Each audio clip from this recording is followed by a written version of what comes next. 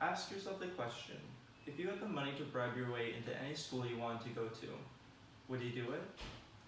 That's what many people were doing up until 2019. Today I'll be informing everyone on the 2019 college admissions bribery scandal. And basically I'll be breaking down what happened and who was behind it. I'll be breaking down exactly how these families got their children into top universities and explain the mastermind who was behind the operation. In 2019, I was out of high school and ready to attend higher education. After receiving my letter of rejection from USC, I was heartbroken. I wanted to go so badly. This is when I turned towards YouTube to live out my dream of attending USC vicariously through other students who had been accepted into USC. One of the people who I stumbled across was a starting student by the name of Olivia Jade. She was a YouTuber and lifestyle blogger. She was the daughter of famous actress Lori Loughlin, famous for her role in Full House. While watching one of her videos, I came to the conclusion that she was not interested in school and frankly did not want to be there and wanted to pursue a career in YouTube instead. This made me think to myself that she probably, or her parents, leveraged their fame or their money to be able to get her accepted into her dream school. Because of this personal tie to USC, I followed her story and the stories of many others who were involved in this scandal over the last 2 years. So today I'm going to be giving a brief explanation of what happened. Next, I'll be talking about how the mastermind behind the operation faked SAT and ACT scores. And finally, I'll be explaining how the person in charge faked student-athlete credentials. So first, what exactly happened? In 2019, 53 people were criminally charged due to the roles that they played in the college admissions scandal. Students were accepted into their dream schools as recruited athletes. As details came out, it revealed many people were a part of the bribery, including famous celebrities like Felicity Huffman and previously discussed Lori Loughlin. A man by the name of Rick Singer was revealed to be the mastermind behind the operation. He sold himself to families as a college admissions counselor with great networking. When this case broke, it caused an uproar throughout the nation. Students, educators, and parents alike were very upset by this case. It made national news even. This case led to many ruined reputations. People are angry, and rightfully so. So next, I'll be talking about Rick Singer's strategy for getting fake ACT and SAT scores for his students that he was coaching.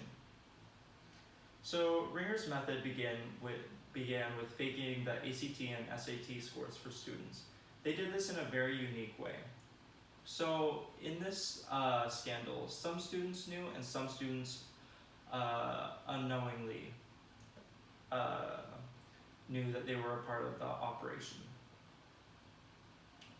So they would take the ACT/SAT tests like normal. Rick would have them fly out to a location, either West Hollywood, California, which is where I currently am at, or Houston, Texas.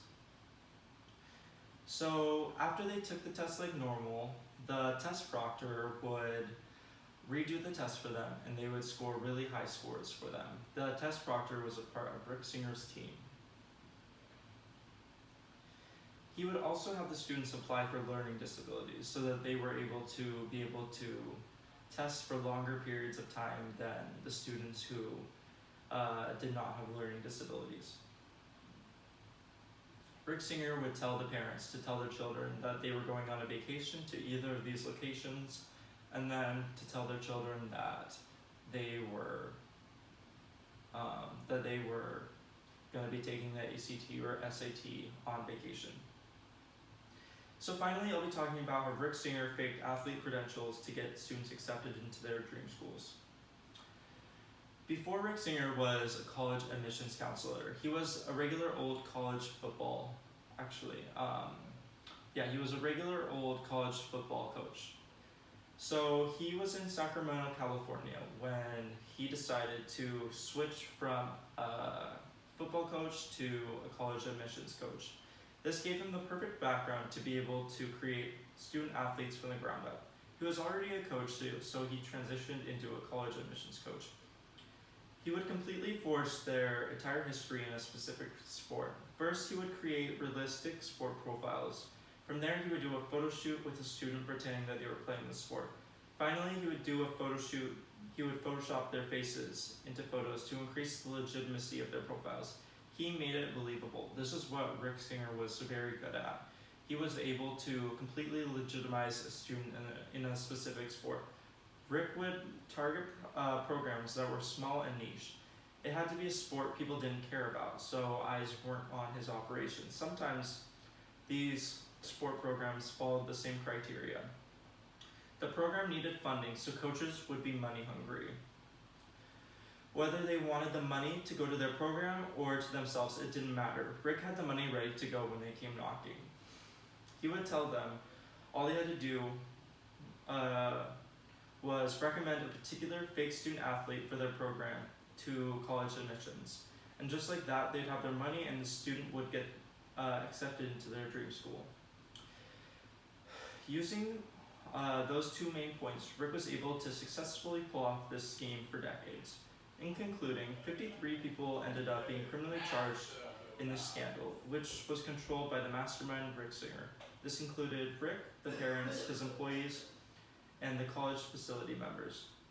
Then I explained how Rick Singer fabricated test scores for his students. And finally, I broke down how Rick Singer's background made him the perfect person to orchestrate this. This is how he faked their credentials. And lastly, how he bribed coaches across the nation. So, in finishing, I want to ask everyone the same question. If you had the money to bribe your way into any university, would you do it? You probably changed your answer. Does the bad outweigh the good? Does the risk of being caught make it worth it?